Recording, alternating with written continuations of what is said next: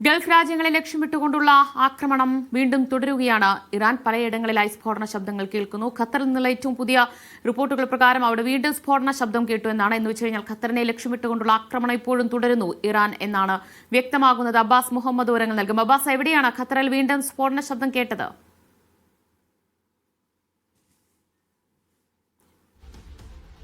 ദിവ്യ, ഞാൻ ഇപ്പോൾ നിൽക്കുന്ന ഈ സ്ഥലത്ത് കൂടി നമ്മൾ നേരത്തെ ലൈവിൽ സംസാരിച്ചു കൊണ്ടിരിക്കുന്നതിനിടെ കൂടി ഇവിടെ വലിയ രീതിയിലുള്ള ശബ്ദം കേട്ടു. ഞാൻ നിൽക്കുന്ന എൻ്റെ അപ്പാർട്ട്മെൻറ്റിൻ്റെ ഈ ഡോറുകളൊക്കെ ഇങ്ങനെ പ്രകമ്പനം അനുഭവപ്പെട്ടു.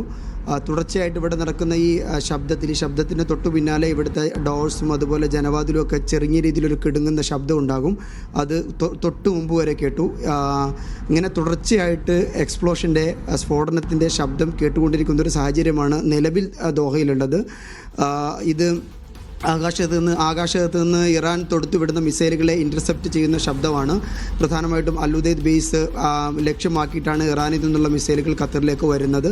അതിനെ എക്സ്പ്ലോഡ് ചെയ്യുന്ന ശബ്ദമാണ് ഇപ്പോൾ നിലവിൽ കേട്ടുകൊണ്ടിരിക്കുന്നത്.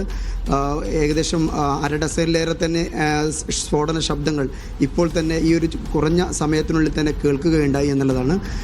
അതേസമയം ആളുകളോട് മുഴുവൻ വീടിനകത്തിരിക്കാനും സുരക്ഷിത സ്ഥാനങ്ങളിൽ ഇരിക്കാനും വളരെ അത്യാവശ്യങ്ങൾക്കല്ലാതെ പുറത്തു പോകരുത് എന്നും അധികൃതർ ആവശ്യപ്പെട്ടിട്ടുണ്ട്. ഇതോടൊപ്പം തന്നെയാണ് ഇന്ന് പുലർച്ചെ US എംബസിയുടെ പരിസര പ്രദേശങ്ങളിലെ ആളുകളെ മുഴുവനായിട്ട് അടിയന്തരമായിട്ട് ഖത്തറി അധികൃതർ പോലീസൊക്കെ ഉൾപ്പെട്ട സുരക്ഷാ ഏജൻസികൾ പെട്ടെന്ന് തന്നെ ഒഴിപ്പിച്ചത്.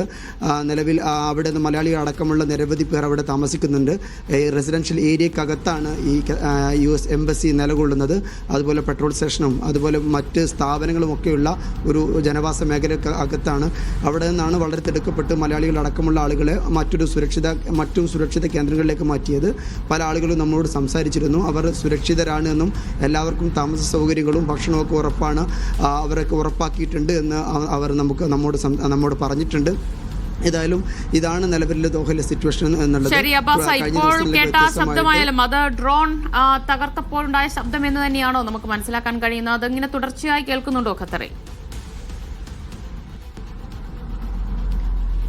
തീർച്ചയായിട്ടും ദിവ്യ, ഇത് ഈ എക്സ്പ്ലോഡ് ചെയ്യുന്ന ശബ്ദം എന്ന് പറയുന്നത് മിസൈലിനെ എക്സ്പ്ലോഡ് ചെയ്യുന്നതാണ്.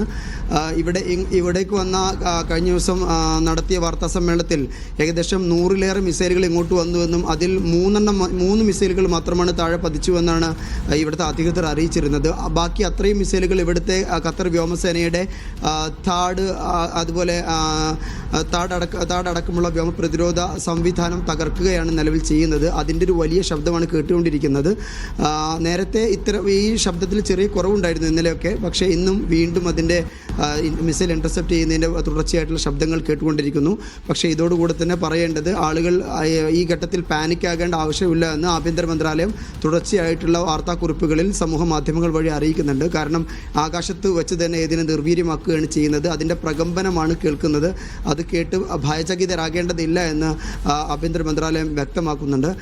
കഴിഞ്ഞ ദിവസം ഇതോടുകൂടെ ചേർത്ത് വായിക്കേണ്ട മറ്റൊരു കാര്യം എന്ന് പറയുന്നത്, കഴിഞ്ഞ ദിവസം ഇക്കാര്യത്തിൽ ഇറാൻ വിദേശകാര്യമന്ത്രി അബ്ബാസ് അറാഖ്ജി ഖത്തർ പ്രധാനമന്ത്രിയും വിദേശകാര്യമന്ത്രിയുമായ Sheikh Mohammed bin Abdulrahman bin Jassim Al ഥാനിയുമായി ഫോൺ വഴി സംഭാഷണം നടത്തിയിരുന്നു.